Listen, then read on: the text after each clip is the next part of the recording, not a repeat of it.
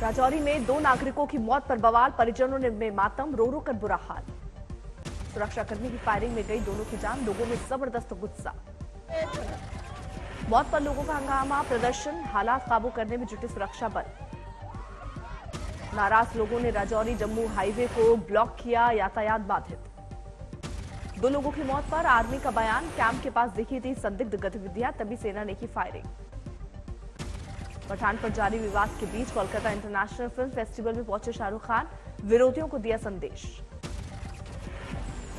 खुश है, मैं सबसे ज्यादा खुश हूं और ये बात बताने में मुझे बिल्कुल भी आपत्ति नहीं है कि दुनिया कुछ भी कर ले, मैं और आप लोग और जितने भी पॉजिटिव लोग हैं सब के सब जिंदा हैं। Thank you very much.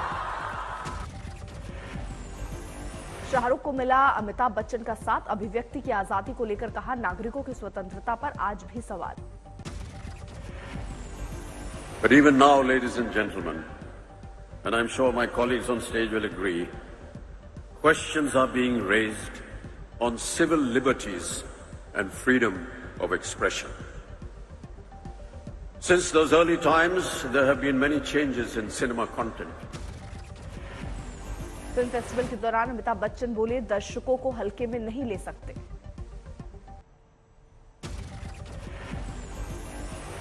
Film festival के दौरान शाहरुख ने अमिताभ के छुए पांव, फिर लगे गले। कोलकाता फिल्म फेस्टिवल को सीएम ममता बनर्जी ने किया संबोधित, अमिताभ बच्चन को भारत रत्न देने की मांग। अभिव्यक्ति की आजादी पर अमिताभ बच्चन के बयान को लेकर अब सियासत तेज, बीजेपी बोली, बिग बी ने ममता को दिखाया आईना। बीजेपी नेता अमित मालवीय ने किया ट्वीट, कहा ममता सरकार ने बंगाल की छवि को धूमिल किया है। कोलकाता फिल्म फेस्टिवल पर विवादों का साया, बीजेपी प्रदेश अध्यक्ष सुकांता मजुमदार का ट्वीट, मिथुन चक्रवर्ती को क्यों नहीं दिया गया निमंत्रण। शाहरुख के समर्थन में आए सौरव गांगुली, कहा एसआरके से रिश्ता फिल्मों से परे, अगले कुछ महीनों में अहम फिल्में हो रही हैं रिलीज। फिल्म पठान पर विवाद में शाहरुख ने तोड़ी चुप्पी, कहा कई बार कुछ संकीर्ण मानसिकता से प्रेरित होते हैं सोशल मीडिया में काम करने वाले लोग। एक्ट्रेस स्टर्लिंग चोपड़ा ने फिल्म पठान में दीपिका के लिबास का किया विरोध, कहा हिंदुओं की आस्था और भावना का ख्याल रखना जरूरी। फिल्म पठान के विरोध में बीजेपी नेता राम कदम ने दी चेतावनी, कहा महाराष्ट्र की भूमि पर हिंदुत्व का अपमान करने वाली कोई फिल्म नहीं चलेगी। राम कदम का बयान, जनेऊधारी विचारधारा को जानबूझकर आहत करने का दुस्साहस कर रहे हैं। भारत आज मना रहा है विजय दिवस, 16 दिसंबर 1971 को मिली जीत और शहादत को लेकर वॉर मेमोरियल में कार्यक्रम। राजनाथ सिंह पहुंचे वॉर मेमोरियल, शहीदों को दी श्रद्धांजलि।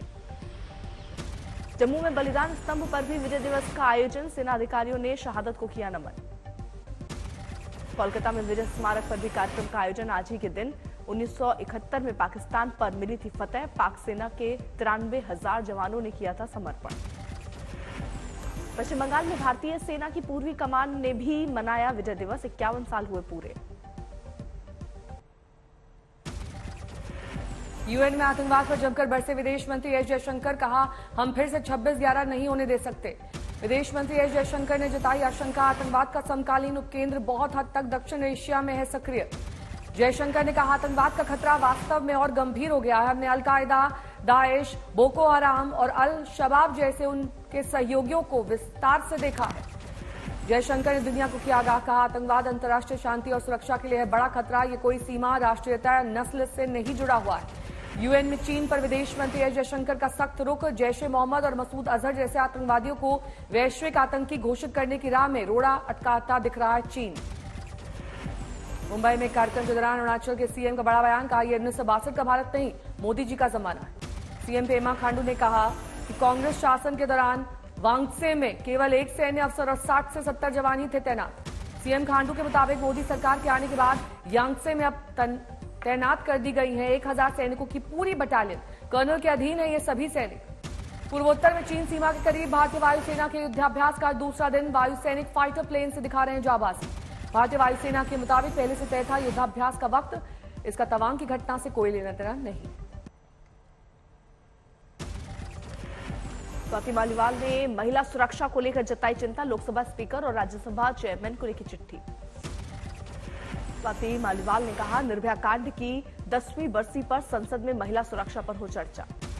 बेंगलुरु में इंजीनियरिंग कॉलेज के हॉस्टल में छात्र की लाश मिली, बेरहमी से की गई हत्या, जांच में जुटी पुलिस।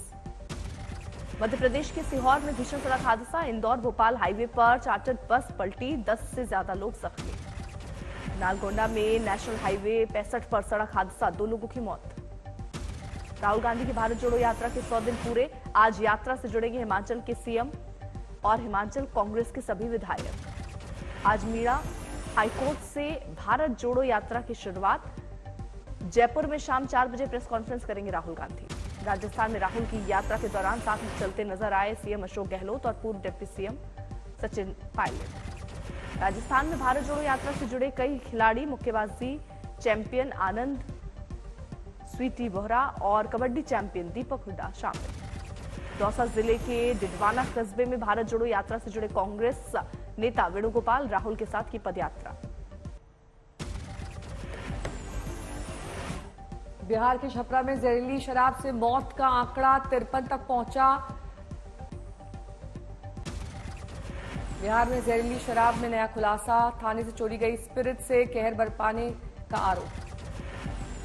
मशरक थाने में रखे गए थे जब्त अवैध स्पिरिट के कई बैरल, इनमें से कुछ के चोरी होने का आरोप। लोगों के मुताबिक थाने में रखा था 210 लीटर स्पिरिट से भरा एक बैरल, चौकीदारों ने चोरी कर बेचा। पुलिस अधीक्षक ने थाने से स्पिरिट चोरी होने की खबरों को बताया अफवाह, कहा केस की दिशा भटकाने की हो रही कोशिश। बिहार में जहरीली शराब कांड का जिम्मा, एसआईटी को मामले में बवाल जारी।